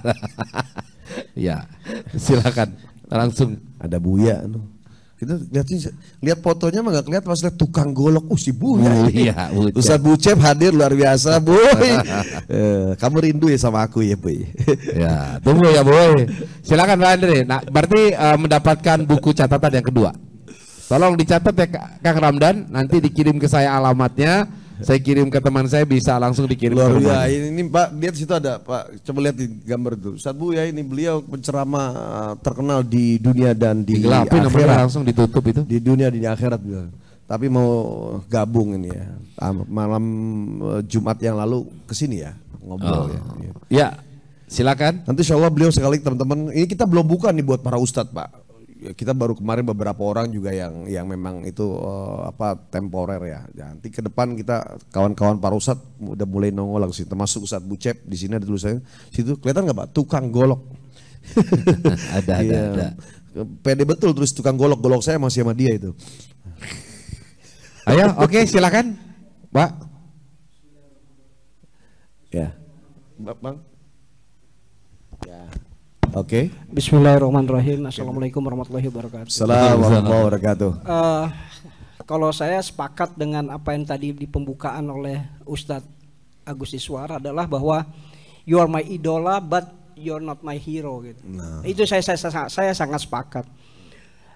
Jadi dalam konteks kenegaraan bahwa definisi daripada pahlawan saat ini adalah di mana rezim yang berkuasa itu bisa membuat suatu definisi sendiri. Itu yang tadi pertanyaan mengenai pahlawan dalam konteks sisi politik. Jadi bisa siapapun menjadi pahlawan. Tetapi saya akan mengambil contoh seorang Agus Salim, seorang Hatta. Beliau ketika berjuang memiliki tujuan yang sama, tidak pernah mengklaim bahwa dia seorang pahlawan dan sedang berjuang. Keywordnya di sini, keywordnya adalah ikhlas. Dengan ikhlas kita akan mendapatkan ridhonya Allah. Jadi bahwa beliau ditetapkan menjadi pahlawan ketika ajaran-ajarannya ketika beliau sudah tidak ada. Seorang Hatta untuk mendapatkan suatu sepatu beli yang diidolakan, diinginkan, itu sepatu itu dipajang di ruang kerja sampai dia meninggal, sepatu beli itu tidak pernah terbeli. Seorang Agus Salim, seorang diplomat handal dan menteri luar negeri pertama di Indonesia, itu tinggal di rumah gang di kebun kacang dan kemana-mana jalan kaki. Jadi mereka berjuang itu dengan ikhlas. Maka dengan ikhlas itu akan mendapatkan suatu keridhaan Allah. Nah ini makanya tadi saya sangat sepakat dari keyword yang pertama adalah kamu adalah idola saya tetapi bukan pahlawan saya.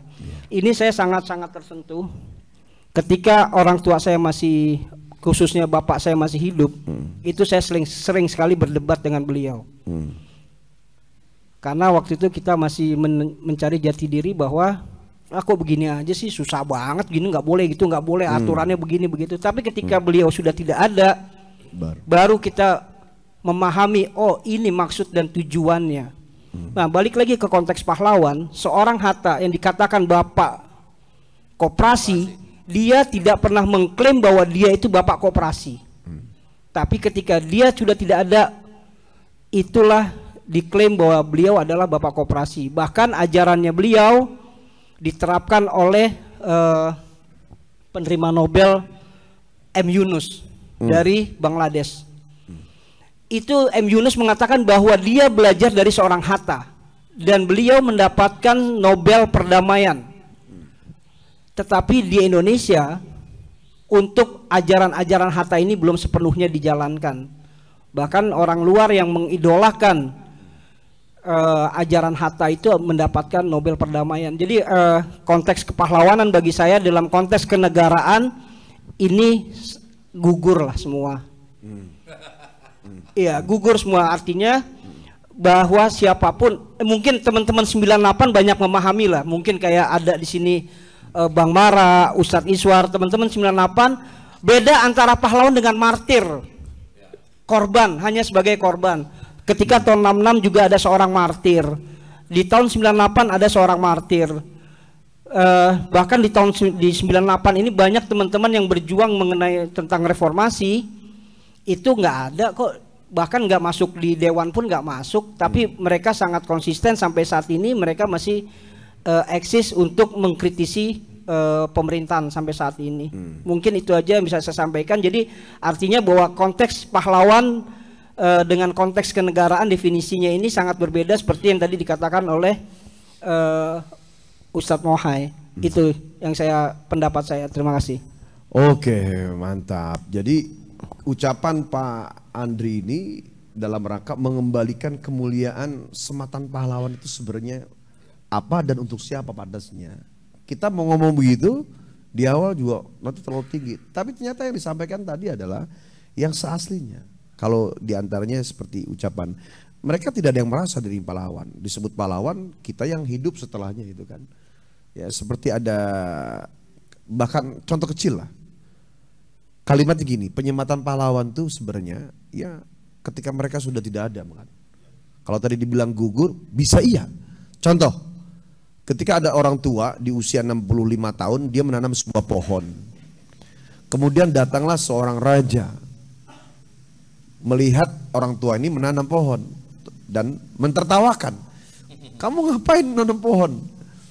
Ya, yang tentunya sebelum tumbuh kamu kisah itu sudah kembali, sudah mati gitu kan.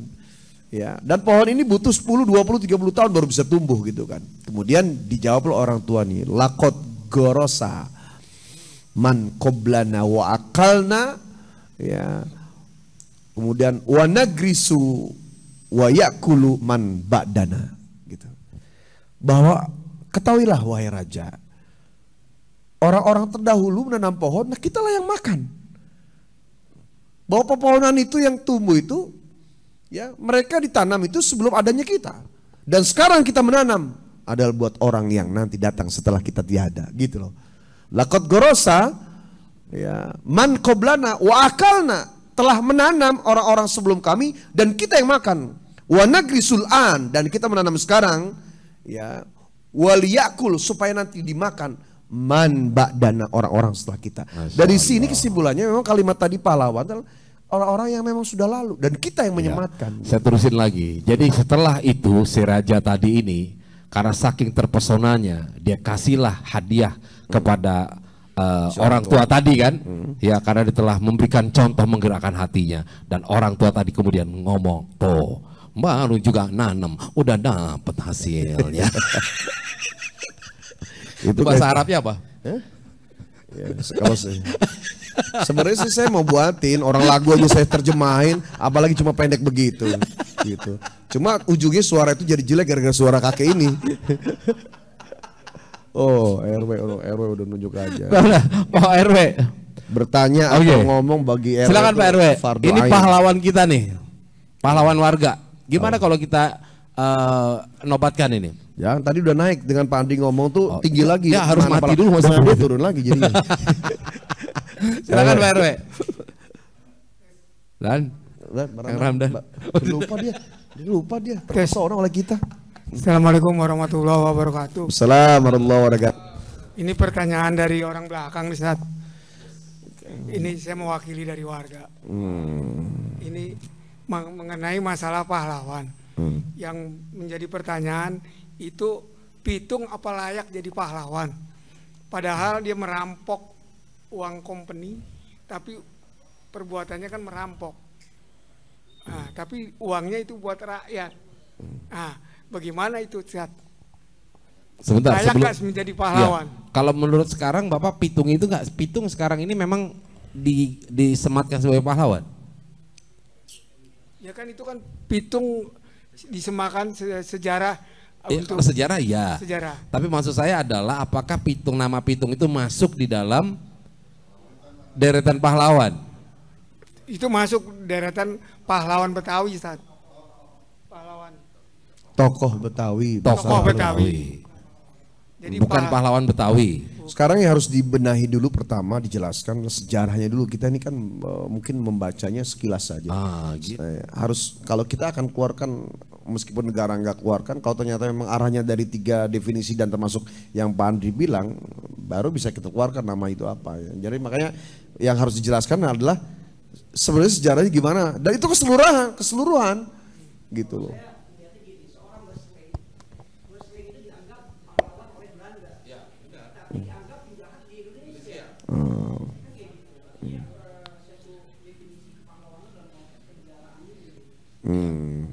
Mungkin bisa. Jadi definisi pahlawan itu jadi absurd ya. Ketika sebenarnya siapa yang berkepentingan untuk menyematkan itu sebagai pahlawan, ya enggak? Wrestling begitu, dia buat Belanda pahlawan dia, tapi buat kita penjajah, Pak. Iya, jadi ya, orang menderita kita ini yang menyematkannya gitu kan. Nah, makanya kemudian akhirnya kan kita sepakati dulu. Ya nggak, kembali tadi, kalau Pak RW misalkan bicara mengenai Pitung, apakah layak menjadi pahlawan?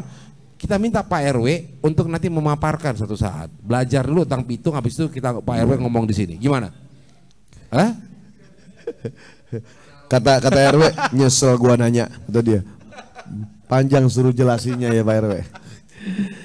Oke, baik, ini waktu kita sudah lewat Pak ya. Kayaknya kita sudah lengkap tadi mendapatkan pemahaman tentang pahlawan dan kita pun tersentuh ya. Saya juga jadi kembali lagi nih merasakan denyut-denyut nadi ya, gimana pahlawan, baik itu guru kita, orang tua kita, pahlawan-pahlawan yang kita paham gitu. Kalau saya membahas tadi Pak Andri sama Ustadz Guswar, dia idola saya tapi bukan pahlawan saya. Ya, ada beberapa definisi lah yang mengatakan tuh cerita itu siapa. Anak ini, jadi masing-masing memberi memberi apa namanya jadi ya, anak ini siapa? Ya. Kemudian bapaknya siapa dan sudah berbuat apa? Kalau secara umum ya, bapak sama anak sebagaimana kita tahu ya, pasti bapak sebagai orang tua harusnya bagaimana gitu kan. Ini ada dari tukang golok nih. Coba kita minta untuk ngomong ya. Jangan cuma nulis nih. Iya. Ya enggak? Pitung. Bucep bilang Pitung layak jadi pahlawan tuh, Pak. Dengerin nih. Pak RW. Karena company mengambil hak rakyat Indonesia. Pitung hanya mengembalikan hak buat rakyat. Oke, kita berikan kesempatan sedikit. Ustaz Bucep, ayo. Ya, Assalamualaikum warahmatullahi wabarakatuh. Menyimak dari narasumber yang begitu dahsyatnya, kalau kita melihat dari suatu titik kalimat pahlawan, untuk diri saya sendiri adalah pahlawan itu adalah yang menyemangati kita, pahlawan itu adalah yang mempos kita untuk menjadi orang yang benar. Kalau dari sekian pahlawan-pahlawan yang kita ikutin, tidak akan semua yang kita bisa ikutin, tetapi itu ada satu-satu simbol. Kalau ini mah bahasanya mengikuti itu adalah sanad aja. Sanadnya dalam artian ketika itu adalah kebenaran, kita ikut kebenaran. Tapi kalau kita kejelekan, berarti itu adalah sebagai suatu acuan kita tidak melaksanakan seperti itu. Terlalu jauh kalau kita melihat bahwa yang namanya pahlawan-pahlawan yang ada di Indonesia ini, walaupun subhanallah ya, begitu dahsyatnya beliau menaruhkan jiwa raganya, harta dan jiwanya semuanya sampai beliau meninggal, itu satu simbolnya bahwa apakah kita sanggup nggak untuk mempertahankan jasa-jasa beliaunya itu. Maka kalau sekarang ini, siapa sih pahlawan kita? Pahlawan kita adalah diri kita. Mempertanggungjawabkan kita kepada Allah, itu pahlawan. Sekian. Ini tambahan dari Bu Cep nih, karena Bu Cep tadi stressingnya sebenarnya berbicara nggak usah jauh-jauh lah bicara mengenai pahlawan, lihatlah diri kita sendiri. Gitu artinya ya diri kita adalah pahlawan buat kita karena kita bertanggung jawab terhadap diri kita yang mengarahkan kebaikan pada diri kita. Nah, sementara pahlawan yang terdahulu itu buat kita adalah sebuah pertanyaan, mampukah kemudian kita pada saat ini melanjutkan apa yang telah dilakukan oleh pahlawan kita terdahulu itu tadi itu. Tapi makasih bagus. Saya malah nggak sampai seliweran. Ternyata ucapan Ustadz Bu Cep itu bahwa ingat ya, orang yang berjuang. Tadi konteks agama, konteks negara, konteks perspektif secara kekinian, itu semuanya itu berkaitan pada perjuangan. Ya, semuanya muternya di perjuangan berarti kan Pak? Memperjuangkan bangsa negara dari penjajahan supaya merdeka, memperjuangkan kebenaran lillahi ta'ala dalam agama, memperjuangkan sesuatu yang baik, konsisten ya untuk perubahan yang itu kan perjuangan. Nah, perjuangan itu jihad. Nah, ada jihadul kufar, memerangi orang kufur, ingkar, dan yang paling tinggi dari semua perjuangan adalah tadi Ustadz Bu Cep bilang jihadun nafs. Ya, ketika sahabat pulang dari Badar, kemarin saya sebutkan ya, iya, sudah sempat itu. Nah, ini ternyata ada kaitan juga karena kan masih 17 Agustus juga. Roja'na min jihadil asgor ila jihadil akbar ala wahiyya jihadun nafs. Ya, setiap kita bisa menjadi pahlawan ketika mampu memerangi daripada hawa nafsu kita sendiri, dan ini adalah PR. Selama belum mampu, maka kita juga belum menjadi pahlawan. Nah, ini ucapan ini sebenarnya ironi, sindiran buat kita ya, dari Ustadz Bu Cep buat kita semua. Ya. Ya, bahwa kita punya PR ya, dan orang kalaupun menyebut pahlawan tidak bisa selama dia ya belum bisa dikenang, karena pahlawan itu orang mencari ridho Allah dalam kenangan gitu. Ya, mantap. Ustadz Bu Cep ini lagi di rumah kelihatan lagi santai ya. Mungkin jadwalnya lagi kurang padat. Ustadz Bu Cep bisa menuliskan di bawahnya kalau mau menghubungi saya nomor telepon atau alamat silakan. Kita berikan kesempatan untuk mempromosikan diri di sini, mangga.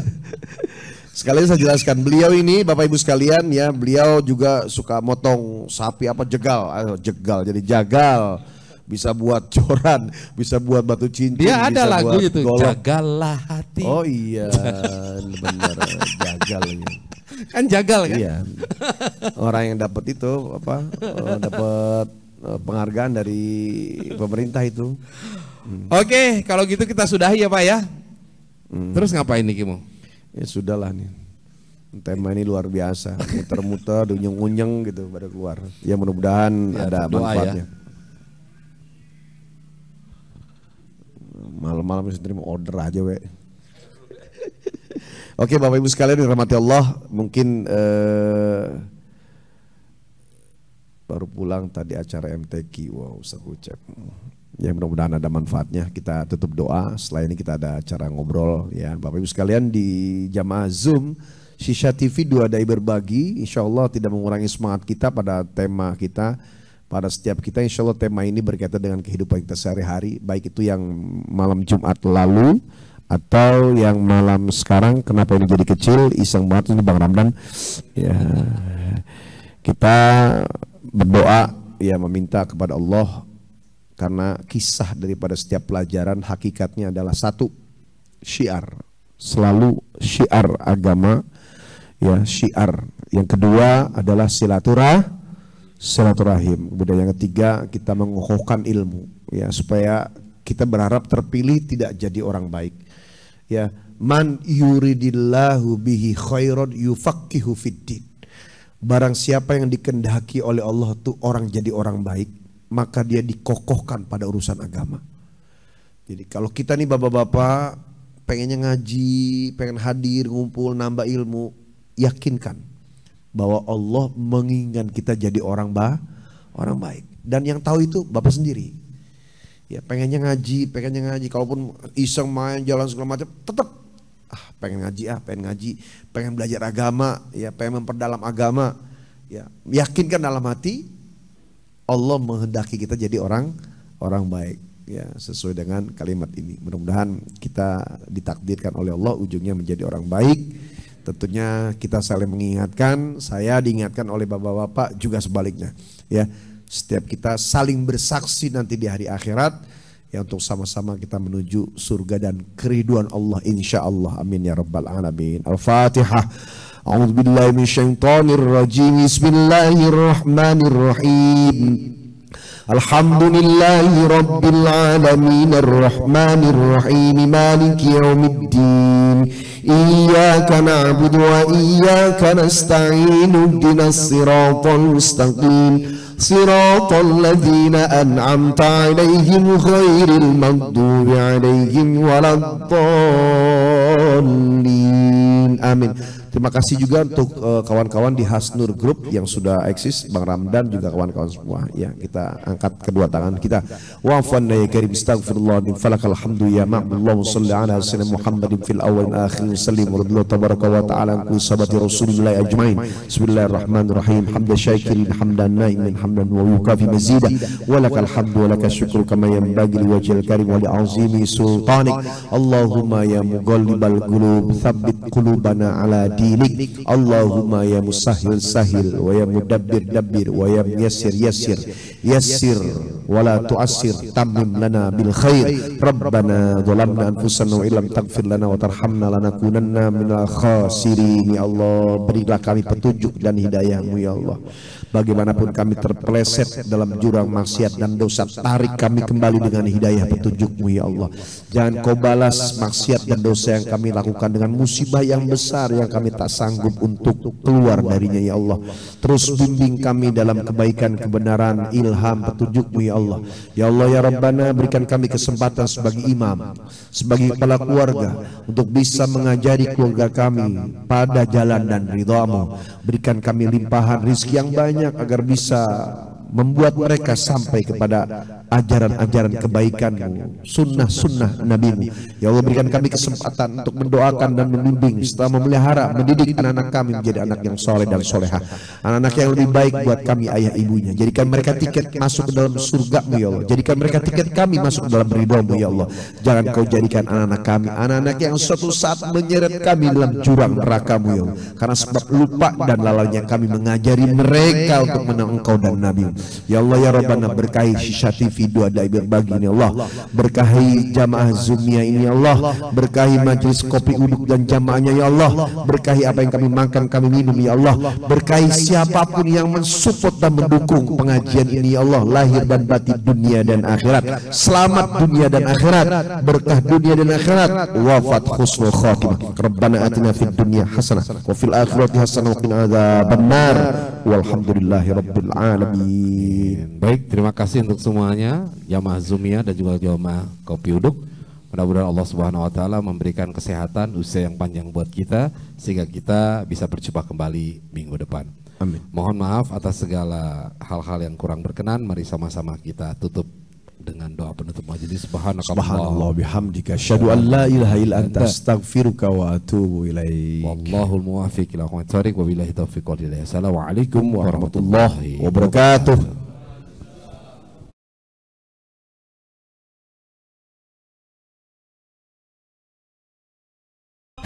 Anda telah menyaksikan tausiah virtual bersama 2 Dai Berbagi yang dipersembahkan oleh Jangan kau